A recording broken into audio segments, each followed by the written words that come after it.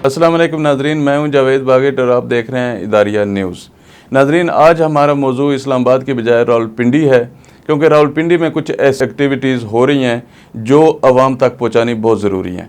सबसे पहली बात तो यह है कि एक्साइज डिपार्टमेंट की तरफ से कुछ टैक्सेस में इजाफा कर दिए गए जो प्रॉपर्टी से मुतल्लिक़ हैं। वो क्या इजाफा किया गया है, इस पर हम बात करेंगे। और दूसरा अहम मौजू है जो कैंट बोर्ड में इलेक्शंस हैं। चकलाला कैंट बोर्ड में इलेक्शन 12 सितंबर को होंगे और उसके लिए जो इंतज़ामात करने थे वो काफ़ी हद तक मुकम्मल कर लिए गए हैं।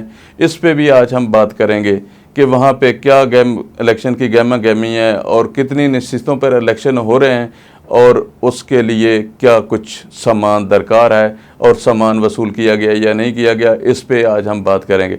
तो नाजरीन, सबसे पहले मैं रावलपिंडी एक्साइज डिपार्टमेंट की बात करूँगा कि रावलपिंडी एक्साइज डिपार्टमेंट की तरफ से प्रॉपर्टी टैक्स पे 30% इजाफा कर दिया गया है। और ये जो 30% इजाफा किया गया है ये इंतहाई एक तशवीश का बहस बना हुआ है। शहरियों ने इतने ज़्यादा इजाफे को बड़ी ख़तरनाक निगाह से देखा है और कहते हैं कि यकदम से इतना प्रॉपर्टी का इजाफा टैक्स में, ये इंतहाई मायूब सी बात लगती है। और गवर्नमेंट की तरफ से इस कदर परेशानी के आलम में, इस कदर हालात की कशीदगी के आलम में, इस कदर बेरोज़गारी के आलम में और इस कदर महंगाई के आलम में प्रॉपर्टी पे इतना टैक्स बढ़ा देना इंतहाई तशवीशनाक है। इसको शहरियों ने तो एक्सेप्ट नहीं किया है।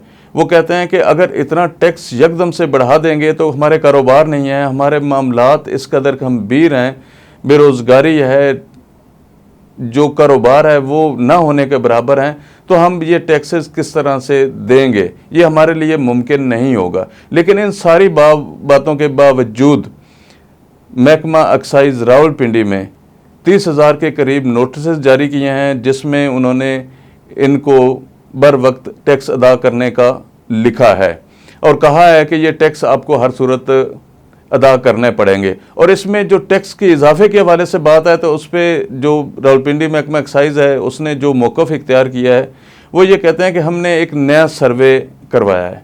नए सर्वे के मुताबिक हमारे सामने बहुत सी ऐसी बातें आई हैं, बहुत सी ऐसी चीज़ें सामने आई हैं और जिससे हमने ये चीज़ों को इकट्ठा किया है और पता चला है कि जो गुज़श्ता प्रॉपर्टी के टैक्स ऐड किए गए थे इसमें कुछ ऐसी चीज़ें हैं कि जो मिली भगत से कम टैक्स लगाए गए हैं। और अब जो इजाफा किया गया है उसी प्रॉपर्टी पे इजाफा किया गया है जिसमें महकमा एक्साइज ये समझता है कि इस प्रॉपर्टी का टैक्स इतना होना चाहिए था और इसका प्रॉपर्टी टैक्स कम है। इस वजह से ये हमने इजाफा किया है कि ताकि जो रूल्स और रेगुलेशंस हैं उसके मुताबिक चला जा सके और जो रेवेन्यू है गवर्नमेंट को हासिल होना है उससे जो आगे मामलात चलने हैं वो बेहतर तरीके से चल सके। इसमें किसी के साथ ये ज़्यादती नहीं की गई है कि किसी का टैक्स पहले ऑलरेडी कानून और ज़ब्ते के मुताबिक है तो उसमें इजाफा किया गया है। उन्हीं प्रॉपर्टीज़ का टैक्स बढ़ाया गया है जिसका नए सर्वे में ये महसूस किया गया था कि इस पे मिली भगत से कुछ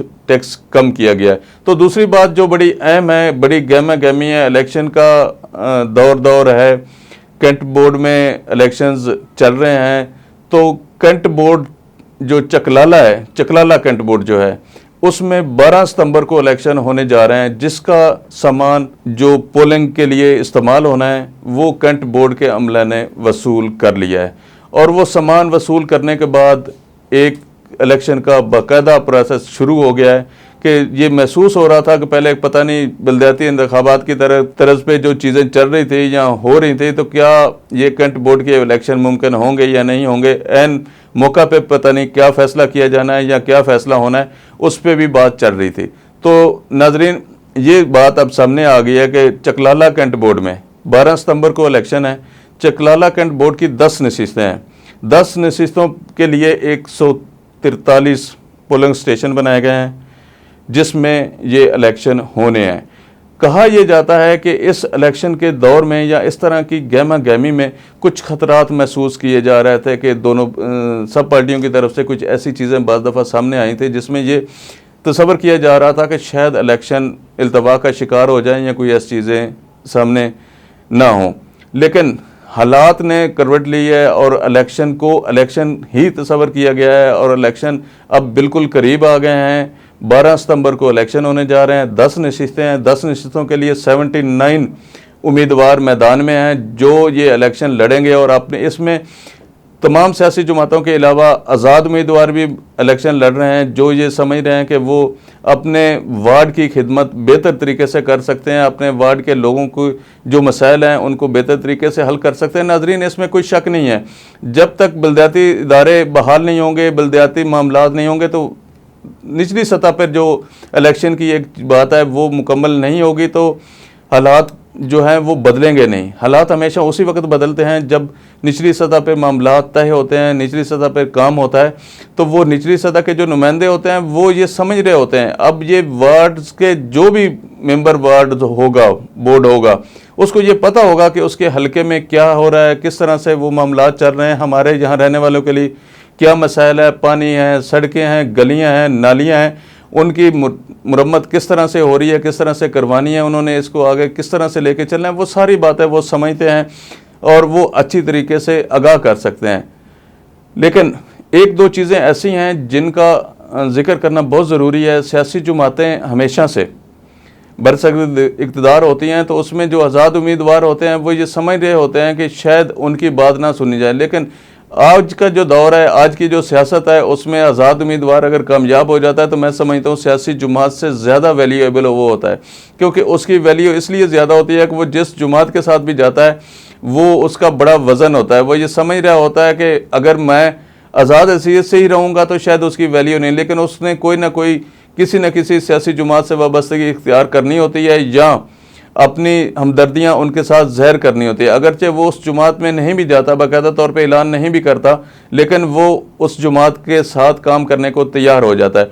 तो इस तरह नाजरीन, ये जो 79 उम्मीदवार हैं, इनके दरमियान 10 वार्ड्स में कांटेदार मुकाबला है। 12 सितंबर को फैसला होना है, कौन जीतेगा, कौन हारेगा, किस जमात ने क्या वोट लिए, किस जमात की क्या कामयाबी रही है, वो अपने हलके की नुमाइंदगी किस तरह से कर सकता है, अपने हलके में क्या कुछ वो कर पाएगा। ये 12 सितंबर से बाद उनका इम्तिहान शुरू हो जाना है। तो नाजरीन, ये वो चीज़ें हैं जो बड़ी अहम थी रावलपिंडी के हवाले से। एक्साइज़ का जो फैसला आया, एक्साइज़ डिपार्टमेंट ने जो फैसला किया, जो उन्होंने टैक्स बढ़ाए, उस पर हमने बात की। जगलाला कैंट बोर्ड में जो इलेक्शन का सामान है उसकी वसूली के हवाले से हमने बात की। तो नाजरीन, ये वो चीज़ें हैं जो हमें हर सूरत ज़हर करनी होती हैं, जो बतानी होती हैं। अवाम, बहुत सारी ऐसी अवाम है जो इन चीज़ों से आगाह नहीं होती है, उनके लिए हम ये कोशिश करते हैं कि उन तक ये मालूमात बेहतरीन अंदाज में पहुंचा दी जाए। तो नाजरीन, जो इसकी तफसील है 79 उम्मीदवारों की, इसमें 10 वार्ड्स हैं, यानी कि 10 नशिस्तें हैं चकलाला कैंट बोर्ड में। तो 10 नशिस्तों पे 79 उम्मीदवार हैं, तो जिनमें से वार्ड 1 में जो उम्मीदवार हैं जिनके दरमियान मुकाबला है वो 4 हैं, 2 में 9 हैं। 3 वार्ड में सबसे ज़्यादा उम्मीदवार हैं, 11 हैं। इसमें सियासी जमातों के दीगर उम्मीदवार भी हैं और इसके अलावा आज़ाद उम्मीदवारों की भी एक बड़ी तादाद है। इस तरह वार्ड 4 में 7 उम्मीदवार हैं, वार्ड 6 में 6 उम्मीदवार हैं और वार्ड 7 में भी 6 उम्मीदवार हैं। वार्ड 8 में 9 उम्मीदवार हैं, 9 में 7 और वार्ड 10 में 8 उम्मीदवार हैं। ये टोटल 79 उम्मीदवार बनते हैं। नाजरीन, इनके दरमियान ये एक बहुत ही कांटेदार मुकाबला है। अब पता चलेगा 12 सितंबर को कि किस मेंबर ने, किस बोर्ड मेंबर ने कितनी मेहनत की, या उस पे उसके हलके की आवाम ने या उसके वार्ड की आवाम ने कितना एतबार किया, कितना एतमाद किया और अपना नुमाइंदा ज़ाहिर किया। तो नाजरीन, इस तरह की मालूमाती वीडियो के लिए आप हमारा चैनल इदारिया न्यूज़ ज़रूर सब्सक्राइब कीजिएगा ताकि आपको ताज़ा तरीन और अहम मालूमात वसूल होती रहें। बहुत शुक्रिया।